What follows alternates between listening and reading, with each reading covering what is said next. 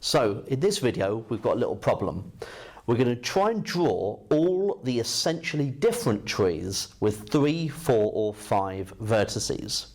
And of course, you can have a challenge if you can see if you can do it with 6 vertices as well. Okay? So let's start with 3 vertices. Okay, so let's try 3 to start off with. So we've got 1, 2, 3. So here is one possible tree, okay, for 3 vertices. Now, the thing with this is that when we get onto isomorphic graphs, what that means is that I can, without breaking anything, I can bend and twist things, but without breaking edges apart, I could draw that and flatten it out into this shape. These 2 graphs are referred to as isomorphic graphs because essentially they can represent exactly the same thing. Okay? There are no differences between them. So it doesn't matter how I draw it, these 2 are essentially the same, but we want different ones. So no matter how much you kind of play about with it, whether you rotate it or anything, there is actually only one essentially different tree with 3 vertices. Okay, so there's only one to look for 3. So let's look at 4. So 1, 2, 3, 4. So we could have something like that. And of course that would be exactly the same, or isomorphic I should say, to this one. Okay, so those 2 are the same. So we can't have that one.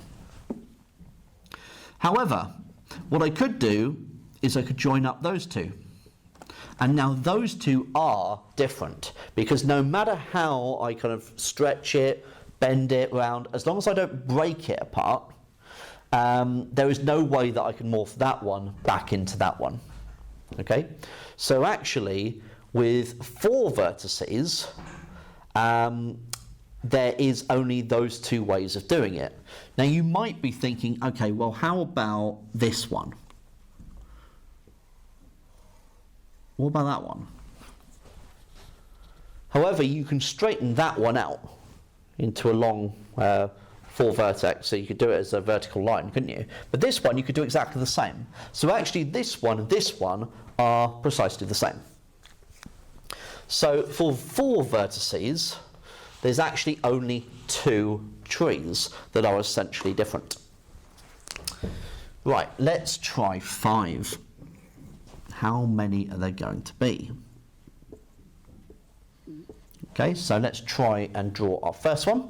So just going around the outside. Okay, there's our first one.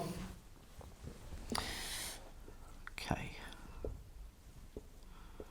So next thing what I'm going to do is I'm going to take away that edge there and I'm going to move it along one position, and so I've now got this.